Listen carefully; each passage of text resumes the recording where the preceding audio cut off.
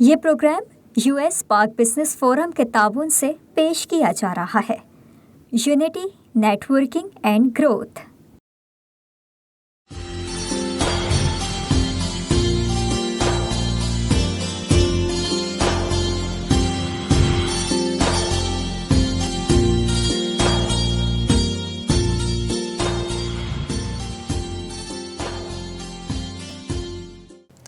اعوذ باللہ من الشیطان الرجیم، بسم اللہ الرحمن الرحیم،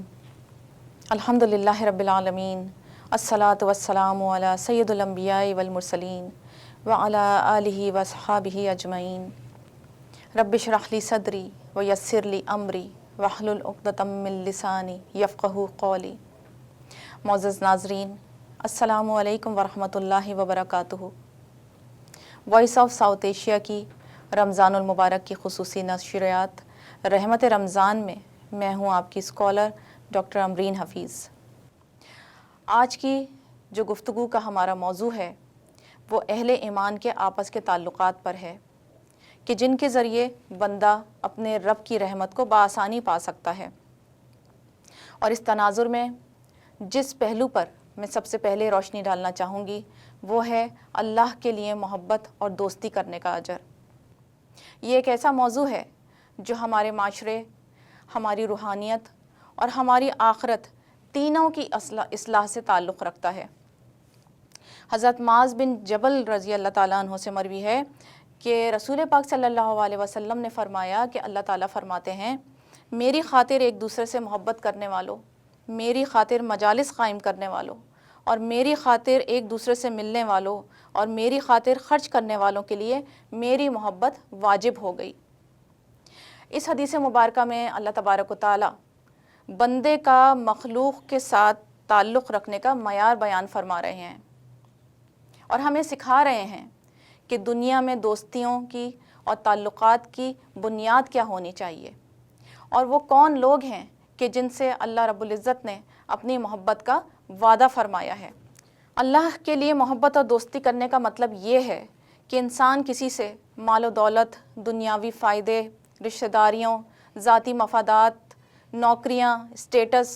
اس کی وجہ سے محبت نہ کرے بلکہ خالصتاً اللہ کی رضا کے لیے ہی کسی سے محبت کرے، اس کے دکھ سکھ میں شریک ہو اور نیکی میں اس کا ساتھ دے، تو اس طرح کی محبت خالص عبادت بن جاتی ہے۔ اللہ کے لیے محبت کرنے کا ایک مطلب یہ بھی ہے کہ انسان کسی سے اس لیے محبت کرے کہ وہ نیک ہے، اس کی دوستی اسے اللہ کے قریب کر دے گی، وہ اللہ کا اطاعت گزار ہے، اور اس محبت کا اجر عام انسانی محبتوں سے کہیں زیادہ پائیدار اور عظیم ہوتا ہے۔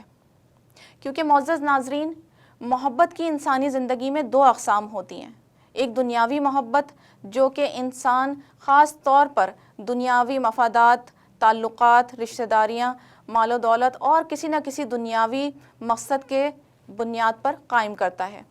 جبکہ دوسری طرح کی محبت اللہ کے لیے محبت ہوتی ہے جو خالص اللہ کی رضا، نیکی اور دین کے تعلق کی بنیاد پر ہوتی ہے۔ دنیاوی محبت حالات بدلنے کے ساتھ بدل جاتی ہے، لیکن اللہ کے لیے محبت کبھی ختم نہیں ہوتی کیونکہ اس کی بنیاد دنیا نہیں ہوتی بلکہ اللہ کی رضا ہوتی ہے۔ اسی طرح اللہ رب العزت نے اپنے پسندیدہ بندوں کی صفات بیان کرتے ہوئے فرمایا کہ یہ وہ میرے بندے ہیں جو میری خاطر مل کر بیٹھتے ہیں، ایک دوسرے سے ملتے ہیں، ایک دوسرے کی خاطر تکلیفیں برداشت کرتے ہیں، ایک دوسرے پر رحم کرتے ہیں اور ایک دوسرے پر خرچ کرتے ہیں، تو ان پر میری محبت واجب ہو گئی۔ اس کی بہترین مثال انصار مدینہ اور مہاجرین مکہ کی ہے کہ جب مہاجرین مکہ سے ہجرت کر کے مدینہ تشریف لے گئے تو وہاں جو پہلے سے موجود انصاری تھے انہوں نے اللہ تبارک و تعالیٰ کی محبت اور رسول اللہ کی محبت کی خاطر کیا کیا نہیں قربانیاں دیں، اپنی جائیدادیں تک ان مہاجرین مکہ کے نام کر دیں، اپنی مالوں کی قربانیاں دیں، اپنے گھر ان کے سامنے پیش کر دیے، کیونکہ ان کی محبت کا محور اور مرکز صرف اللہ اور رسول کی رضا اور اللہ اور رسول کی محبت تھی۔ اور اللہ تعالیٰ قرآن پاک میں فرماتے ہیں یہ انصار مدینہ وہ ہیں کہ جو اپنے مال و دولت قربان کر کے اللہ کی راہ میں پیش کر کے اپنے دلوں میں تنگی بھی محسوس نہیں کرتے۔ پھر یہ تو ایک واقعہ ہے۔ اسی طرح صحابہ کرام کی باہمی محبت کی بنیاد بھی دنیاوی مفاد نہیں تھی، بلکہ اللہ اور اس کے رسول کی رضا اور خوشنودی تھی۔ اسی لیے وہ ایک دوسرے کے لیے قربانیاں دیتے تھے، ایک دوسرے پر خرچ کرتے تھے اور اپنے بھائی کو خود پر ترجیح دیتے تھے، خواہ کسی چیز کی ان کو خود کتنی ہی ضرورت کیوں نہ ہو، لیکن وہ سب سے پہلے اپنے بھائی کو ترجیح دیتے تھے، اور یہی اخوت اسلامی معاشرے کی بنیاد بنی۔ پھر رسول پاک صلی اللہ علیہ وسلم نے ذکر کی محفلیں سجانے والوں اور مجالس قائم کرنے والوں کے بارے میں کیا ہی خوبصورت الفاظ ہمیں احادیث مبارکہ سے ملتے ہیں۔ رسول پاک صلی اللہ علیہ وسلم نے فرمایا، جب جنت کی کیاریوں کے پاس سے گزرا کرو تو اس میں سے کچھ نہ کچھ لے لیا کرو۔ پھر فرمایا، یہ بتاؤ کہ جنت کی کیاریاں ہیں کیا؟ یہ جنت کی کیاریاں وہ مجلسیں ہیں، وہ اللہ رسول کی مجلسیں ہیں جو اہل دنیا میں سجاتے ہیں۔ تو معزز ناظرین، یہ ہیں وہ اہل ذکر کی مجلسیں، وہ دوستیاں جن کے بارے میں اللہ تعالیٰ نے اپنی محبت واجب کرنے کا وعدہ فرمایا ہے۔ پھر سورہ الزخرف میں کی آیت نمبر 67 میں اللہ تبارک و تعالیٰ نے قیامت کے روز ایسی دوستیوں کے بارے میں بیان فرمایا ہے کہ قیامت کے روز سارے دوست اور احباب ایک دوسرے کے دشمن ہوں گے سوائے پرہیزگاروں کے، اور انہی کی ہی دوستی ایک دوسرے کے کام آئے گی۔ پھر ترمذی شریف کی ایک روایت میں رسول پاک صلی اللہ علیہ وسلم نے ہمیں بتایا کہ اللہ تبارک و تعالیٰ فرماتے ہیں کہ میری جلالت اور عظمت کی خاطر آپس میں محبت کرنے والوں کے لیے نور کے ممبر ہوں گے، اور انبیاء اور شہداء بھی ان پر رش کریں گے۔ یہ بیان کرتے ہوئے رسول پاک صلی اللہ علیہ وسلم نے بتایا کہ قیامت کے روز اللہ تعالیٰ ایسے لوگوں کو عرش پر جگہ دے گا، اور لوگ اللہ تعالیٰ سے سوال کریں گے کہ یا باری تعالیٰ، یہ کون لوگ ہیں کہ یہ نہ تو انبیاء ہیں، نہ شہداء ہیں، نہ ولی ہیں، کہ تو نے عرش پر اتنی عظیم جگہ پر ان کو بٹھایا ہے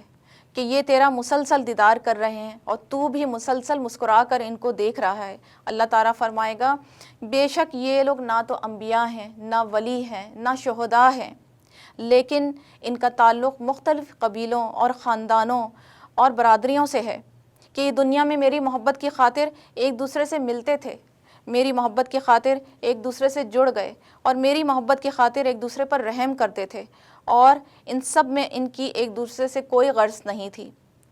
صرف میری خاطر یہ مجلس لگاتے تھے۔ آج میری خاطر محبت کرنے والوں کا یہ صلہ دے رہا ہوں کہ جہاں انبیاء اور شہداء بٹھائے جاتے ہیں انہیں جگہ دی ہے اور پردے اٹھا دیے ہیں، تاکہ یہ میرا جی بھر کے دیدار کرتے رہیں اور میں بھی انہیں تکتا رہوں، اور آج یہ لوگ دیکھ لیں کہ رب کی خاطر محبت کرنے والوں کو کیا صلہ دیا جاتا ہے۔ پھر ایک اور حدیث مبارکہ میں نبی پاک صلی اللہ علیہ وسلم نے ارشاد فرمایا، جو لوگ اللہ کی خاطر ایک دوسرے سے محبت کرتے ہیں، قیامت کے دن اللہ تعالیٰ انہیں اپنے عرش کے سائے میں جگہ فرمائے گا، کیونکہ قرآن مجید سے ہمیں جگہ جگہ پتہ چلتا ہے کہ قیامت کا روز وہ ہوگا جہاں گرمی کی شدت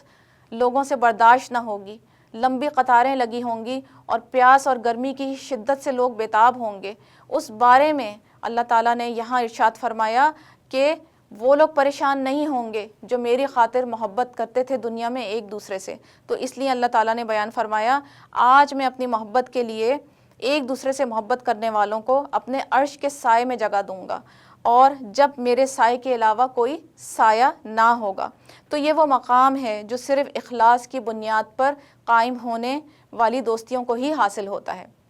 تو معزز ناظرین، یہ تو وہ ثمرات تھے جو کہ اخروی تھے، جو لوگ اللہ کی محبت کی خاطر ہی دوستیاں کرتے ہیں، اور ان کی دوستی کی بنیاد ہی صرف یہی ہوتی ہے کہ صرف اللہ کی رضا اور رسول پاک صلی اللہ علیہ وسلم کی رضا ہی اس کا مقصد ہو۔ لیکن اس کے دنیاوی ثمرات بھی بے تحاشا ہیں۔ وہ کس طرح کہ اس طرح کی دوستیاں کرنے سے ہمیں ایمان والوں کی صحبتیں نصیب ہوتی ہیں، انسان تنہائی سے بچا رہتا ہے، ایسی مجلسیں نصیب ہوتی ہیں جس پہ انسان کو نیکی کا ماحول ملتا ہے، دل سے کینہ اور کدورت جاتا ہے، حسد دور ہوتی ہے، نفرت دور ہوتی ہے، ایک دوسرے سے محبت اور الفت پیدا ہونے کی عادت پڑتی ہے، اور سب سے بڑھ کر دل میں اخلاص پیدا ہوتا ہے۔ تو یہ دنیاوی ثمرات بھی ہیں، اور اخروی ثمرات تو ہم دیکھ ہی چکے ہیں۔ پھر اللہ تعالیٰ نے اپنے لیے دوستی کا معیار یہ بھی رکھا کہ اللہ کے لیے محبت کا معیار ایک یہ بھی ہے کہ اگر دوست نیکی کرے تو اس پہ خوشی کا اظہار کیا جائے، اور اگر اس کی کسی کامیابی کو دیکھا جائے تو اس پہ حسد نہ کیا جائے، بلکہ اس کی کامیابی کو اپنی کامیابی سمجھا جائے، اگر وہ غلطی کرے تو اسے پیار سے سمجھایا جائے۔ تو یہ وہ پہلو تھے جن کے اخروی اور دنیاوی ثمرات ہم نے دیکھے کہ جو لوگ صرف اللہ کی خاطر ایک دوسرے سے محبت کرتے ہیں، ایک دوسرے کے لیے مجلسیں سجاتے ہیں۔ تو معزز ناظرین، یہ کون سی مجلسیں ہیں؟ یہ کون سے دوست ہیں؟ یہ ہمیں کہاں سے میسر آتے ہیں؟ یہ وہ دوست ہیں جب ہم ذکر کی محفلیں سجاتے ہیں، یہ وہ دوست ہیں جو مساجد میں ایک دوسرے سے ملتے ہیں، یہ وہ دوست ہیں جو کہ نبی کریم صلی اللہ علیہ وسلم کی میلاد کی محفلیں سجاتے ہیں، یہ وہ دوست ہیں جن کے مقاصد ایک ہیں۔ تو یہ دوستیاں ہمیں وہاں سے نصیب ہوتی ہیں۔ پھر دوسرا پہلو اہل ایمان کی باہمی تعلقات کے حوالے سے کیا ہونا چاہیے اور ایسے کیا معاملات ہونے چاہیے کہ جس سے اللہ اور رسول راضی ہوں۔ تو اہل ایمان کے باہمی تعلقات کے بارے میں صحیح بخاری میں حضرت نعمان بن بشیر سے مروی ہے کہ وہ بیان کرتے ہیں کہ آپ صلی اللہ علیہ وسلم نے بیان فرمایا، تم اہل ایمان کو ایک دوسرے پر رحم کرنے، آپس میں محبت کرنے اور ایک دوسرے سے شفقت کے ساتھ پیش آنے کے معاملے میں ایک جسم جیسا پاؤ گے کہ جب جسم کے کسی ایک عضو کو اگر تکلیف پہنچتی ہے تو سارا جسم اس تکلیف میں مبتلا ہو جاتا ہے، اور اس طرح کہ اس کی نیند ہی اڑ جاتی ہے۔ تو اب آپ دیکھیے کہ ایمان والوں کو آپس میں رسول پاک صلی اللہ علیہ وسلم نے کس چیز سے تشبیہ دی ہے؟ جسم سے تشبیہ دی ہے کہ سب ایک جسم کی مانند ہوتے ہیں۔ پھر اللہ تعالیٰ کا ارشاد ہے، ارشاد باری تعالیٰ ہے کہ بات یہی ہے کہ سب اہل ایمان بھائی ہیں، اور تم اپنے دو بھائیوں کے درمیان صلح کروایا کرو اور اللہ سے ڈرا کرو تاکہ تم پر رحم کیا جائے۔ پھر بخاری اور مسلم کی حضرت ابو موسیٰ رضی اللہ تعالیٰ عنہ سے مروی ایک متفقہ علیہ حدیث میں رسول اللہ صلی اللہ علیہ وسلم نے مسلمانوں کے باہمی تعلقات کی ایک مثال ایک دیوار سے دی ہے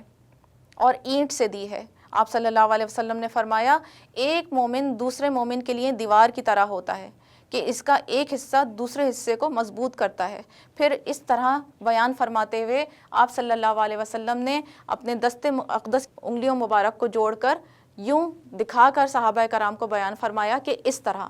ایمان والے آپس میں جڑے ہوتے ہیں۔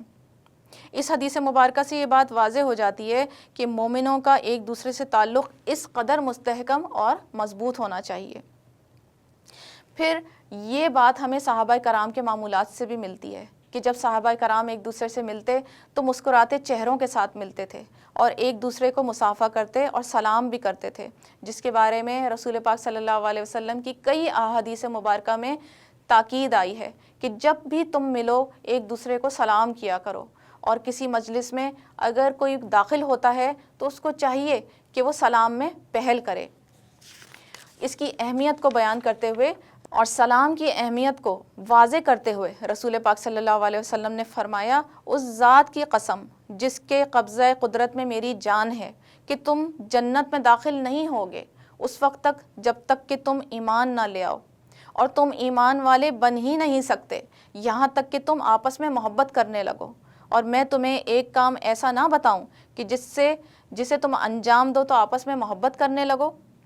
اور پھر فرمایا کہ اپنے درمیان سلام کو عام کرو۔ پھر اسی طرح آپ نے فرمایا، کسی مسلمان کے لیے جائز نہیں کہ وہ اپنے بھائی سے 3 دن سے زیادہ ناراض رہے۔